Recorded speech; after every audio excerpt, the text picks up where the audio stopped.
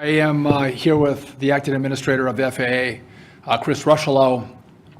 Today we want to talk about, give you an update on Newark. We have some telecom updates we want to deliver as well, and have a conversation about the big beautiful bill and how it relates to air traffic control and its modernization. But first, as we've watched the news today, we've seen what's happened in India with Air India Flight 171. Our hearts go out to the families of the victims who lost loved ones on that flight. At DOT and at the FAA, safety always comes first. And in this investigation, we are going to follow the facts. As the acting administrator will discuss, we're in the process of deploying a team from the FAA, from the NTSB. We also have GE and Boeing that are deploying their resources and investigators to India. I'll just note that India leads the investigation. We're there to provide any assistance that India may need as they go through which appears to be a somewhat lengthy investigation on this crash. With that, I'd like to turn it over to the acting administrator, Chris Rushalow, before we get into Newark Telecom and air traffic control modernization. Chris? Thank you, sir. Good afternoon, everyone. So again, like the Secretary said, I just want to say how deeply saddened we are by the crash in India today. Our thoughts and prayers are with the families who lost loved ones. As always, safety is paramount. We're going to follow the facts where this investigation takes us, and that's why we're working closely with the National Transportation Safety Board to investigate the cause of the crash. Now, FAA investigators are deploying to India. We are prepared to send additional resources to support the investigation as it continues. We want to ensure the safety of the traveling public. I had the opportunity today to speak with my counterpart in India, the Director General of Aviation, and I offered him our full support as the investigation continues. I also want to explain briefly how the process works. We've been invited through a formal request to be part of the NTSB investigation, and we have FAA experts as part of that overall team going in to look at different factors that may be related to the cause of the crash. As NTSB leads the investigation, we will not hesitate to mitigate any risks we identify in that process. But I want to reiterate, it's very important to note, this is very early in the investigation. And so it's not appropriate for speculation at this time on what could have caused the investigation. As the Secretary said, we will let the facts lead us, and we will support the NTSB investigation and, of course, the Indian investigation as well, their version of NTSB. So that's what I've got on that right now, sir. And maybe just to reiterate, if there are initial factors of concern in regard to safety, as the administrator noted, we will be made aware and we will take action, because for us, safety is paramount. But whenever one of these planes go down, we take it very seriously and deploy every asset and resource at our avail to assist in those investigations. I'll just note that I just want to commend the FAA. Their team is readily deployable. They are ready at a moment's notice. They have a go bag. They have vaccinations. They're remarkable in how they operate. So kudos to your team. Thank you, Acting Director. Want to move to Newark. Just to give you guys some background in where we're at and where we're going. Many of you know that we had a runway under construction. That runway, by the great work of the Port Authority, was completed almost 2 weeks ahead of schedule. That allowed us to shift and increase the number of flights that came out of Newark. Right now we were at 28 flights per hour. We've now moved that to 34. That was able to happen after that runway was not just completed, but the FAA certified the runway.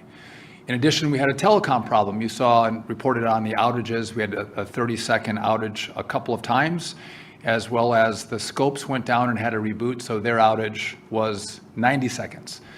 Verizon has done great work, record speed. They've laid a new fiber line for us between the Philly Tracon that controls the Newark airspace and N90, which is in New York. They've made this a top priority. Though that line has been laid, we go through extensive testing at the FAA, so that line is not live yet. that line. We expect in late June, later this month or early July, that line will go live. But we also had an issue with how our software program had a glitch in it. So that software at the Philly TRACON was remedied, was fixed, and things have been operating relatively smoothly at Newark. The third component of the problem at Newark has been controllers. We're understaffed with air traffic controllers. We're short 3,000 air traffic controllers in the country right now. In Newark, at the Philly TRACON, we have 22 air traffic controllers. We had several that were on leave. The FAA has deployed another 22 controllers to the Philly TRACON. Now, these aren't just controllers that are coming out of the academy. Most of these controllers had been previously certified in different airspaces. So we anticipate that over the next several months, on a rolling basis, these newly deployed controllers in Philly will be certified in the airspace and be able to fully function as air traffic controllers, again, alleviating the pressure that we've seen from a lack of air traffic controller employees operating the Newark airspace. So basically, we had three things, all three components from the runway to the telecom to the air traffic controllers. They're either completed or they're on the version of being completed. And I just want to take a note that, and this is no offense to the FAA, Chris, but they don't always move at the fastest speed. They don't always get the best engagement from companies that do business with them. And you see right now that we have CEO level engagement with all of these companies. They understand how important aviation is to the American economy, to the American flying public, to delivering goods around the country. And so because we've had that engagement and we've had great leadership at the FAA, you have seen problems that would take months or years to fix are being fixed in very short order. And I'm proud of that. And I think that's indicative of what you're going to see happen should we get the resources in the big, beautiful bill that's being debated right now, which I'm going to come to that in a second. But before I do that, I just want to talk about telecom. So most of our system is run on copper wires. Copper is old, copper is inefficient. Most of the rest of the world and the country have moved to fiber. But because we're one of the last institutions on copper, our telecom providers were charging us obsolescence fees, and they were able to do that per their contract. No one ever questioned it. Well, we have worked with our telecom providers, Lumen, AT&T, Verizon, L3 Harris, and other smaller providers to get them to stop charging us the obsolescence fees. Now, you might not think that's a big deal, but it was running to the tune of almost $800 million a year in obsolescence fees. Not in total telecom, just in the obsolescence fees.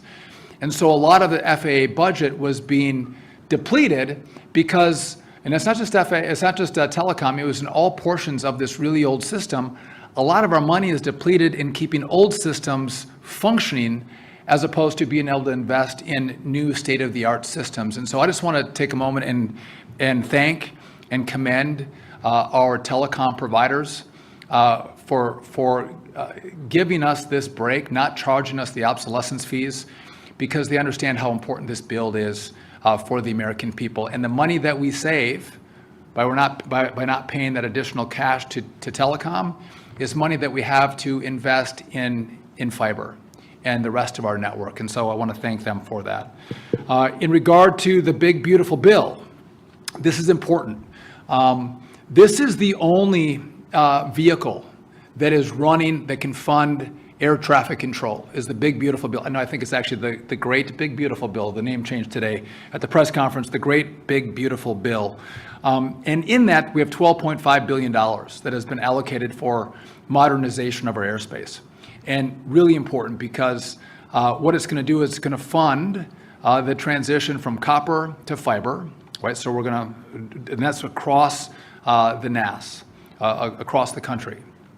It's going to include radios and voice switches as well. In addition, it has money for brand new radar, all really important parts of how our navigation system works.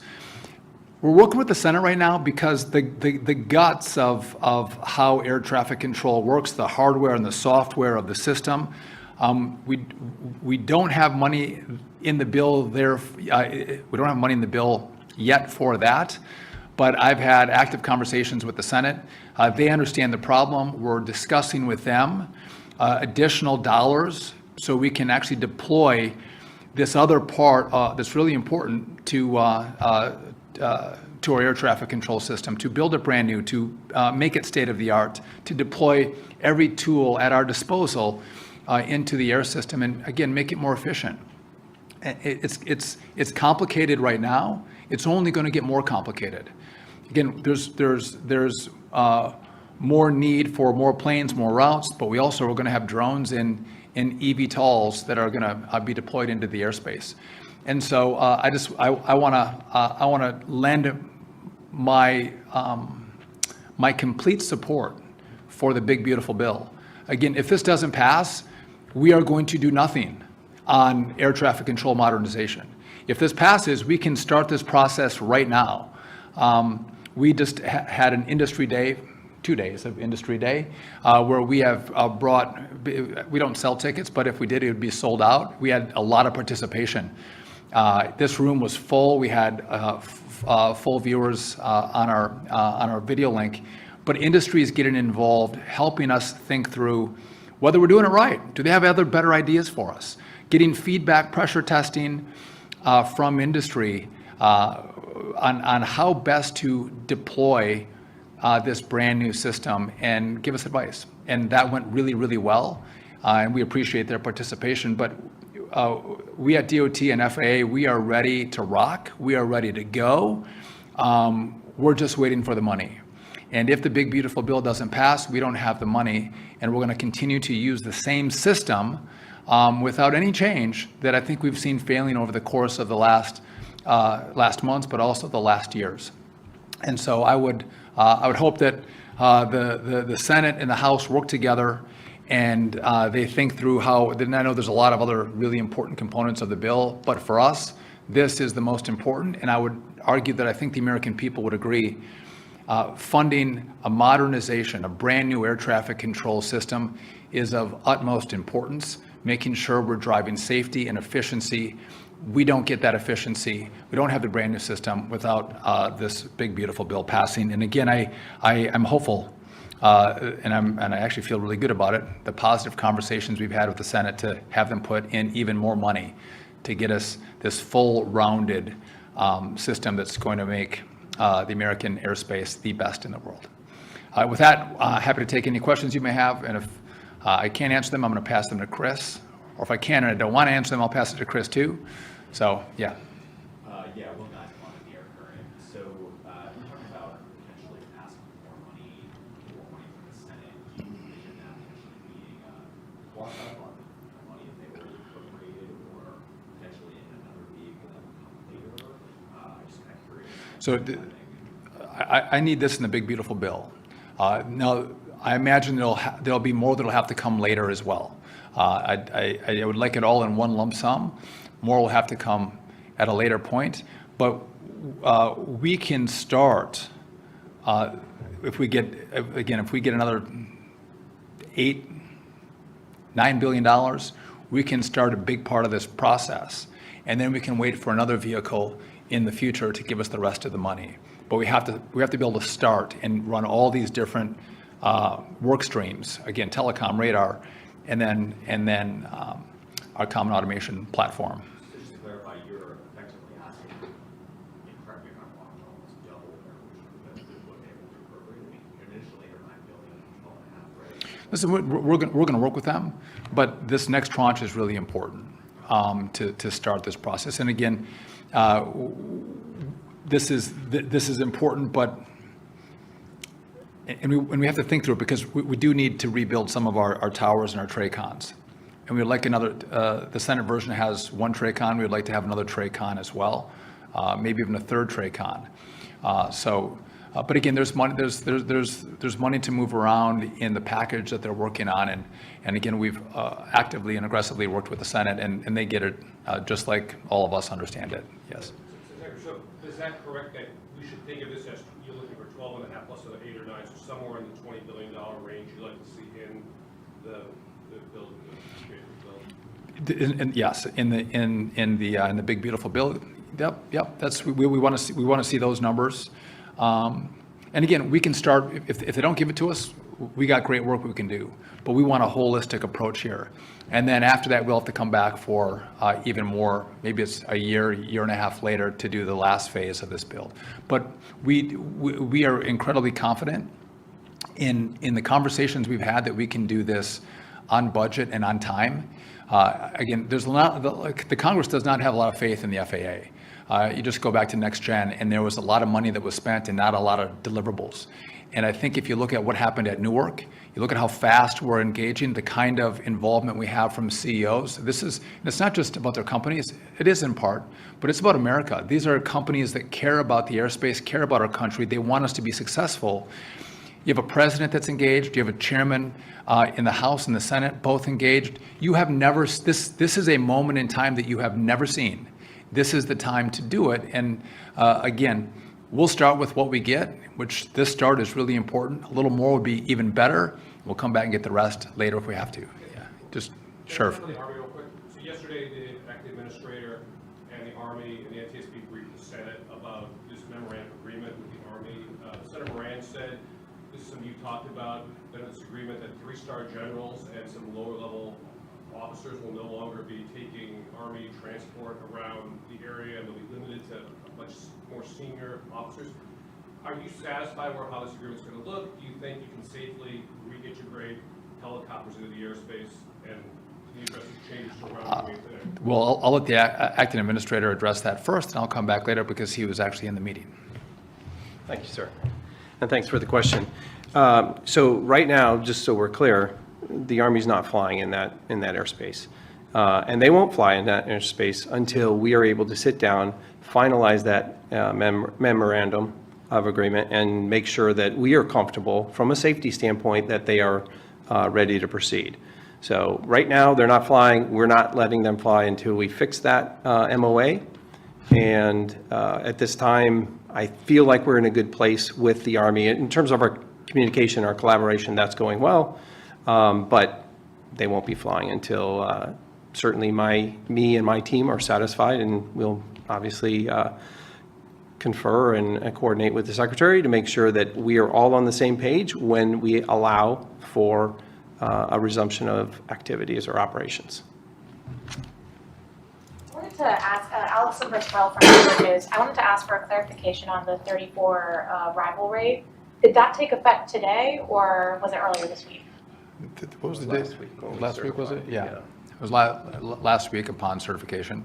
So the runway was completed, but the FAA had to certify that it was, certify the runway. And so when that happened, and I think you did that early as well, that was supposed to take 9 to 10 days. I think you did it in 7 or 6? 6 days. So again, people are moving very quickly, again, always with the backdrop of safety, but moving quickly to make sure we can accommodate the traveling public and safely in spaces like Newark.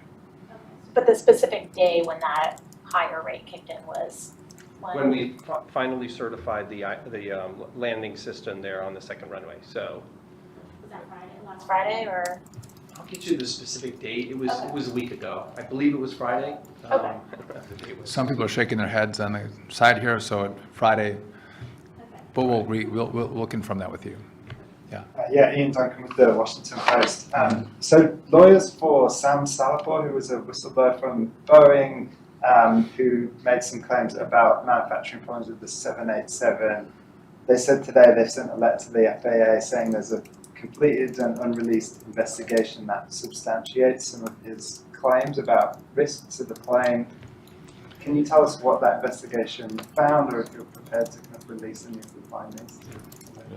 Yeah, I'm not aware of the letter that was sent. I'm certainly happy to take a look at that and confer with our counsel to see what we know about it, but I haven't received a letter today. And just on the Air India crash, I mean, you said you're prepared to mitigate any safety issues that you find. I take it that where we stand today, you haven't seen anything that would lead you to think the 787 fleet needs to be grounded or anything like that?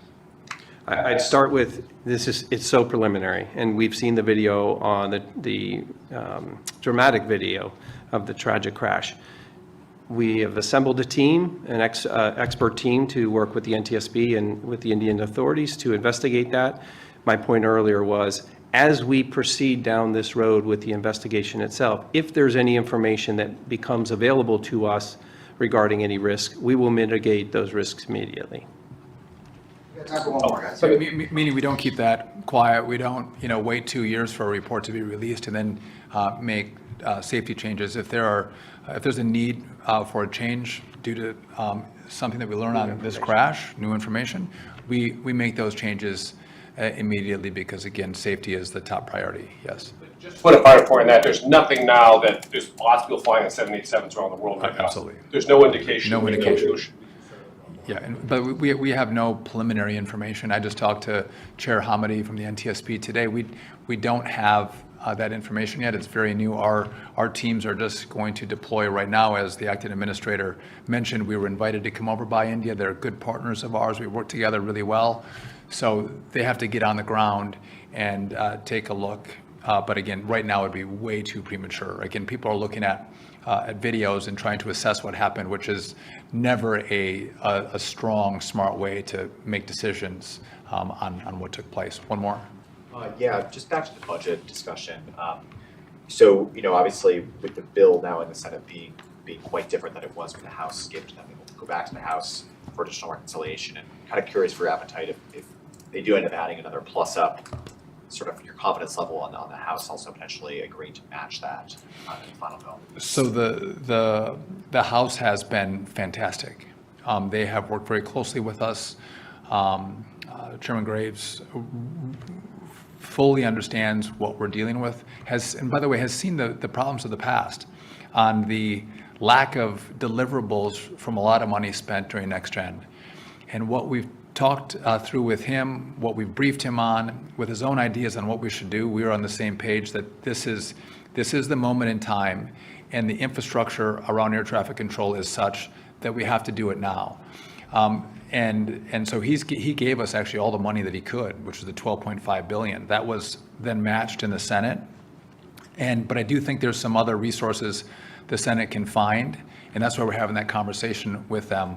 We had one today, and we're going to have that in the coming days. They want some more information from us. The Senate, like they do, they're pressure testing our numbers, and they should. But I'm grateful for the engagement they've had with us. But also, I'm very hopeful that they'll find more dollars to assist. But I want to be really clear that if the big beautiful bill doesn't pass, we can't start anything. And you've seen I've talked about the telecom issues, the copper wires. We have a full funding in the big beautiful bill that's going to rebuild our telecom throughout the country. And we're going to get rid of the 1970s radar and get brand new radar in place. That is critical. This other part, really critical as well. And I think we're going to get those dollars too. But none of this begins unless the big beautiful bill passes. And I know I get the House and the Senate, and they're all working finer points, and they're working together. I just hope they come to a resolution because from our vantage point, this is really important that we don't wait for some other vehicle that might come a year from now. We have a vehicle right now, today, to begin the process of building an airspace and an air traffic control system that the American people can be proud of. That I don't know about you, I get delayed all the time, I think. Maybe the FAA delays me on purpose, I don't know. All my flights are delayed, and that shouldn't be our case. We want to have our flights fly on time unless there's a weather or a mechanical issue. So let's get back to a place where the system is the best in the world. With that, thank you all for coming. Appreciate it.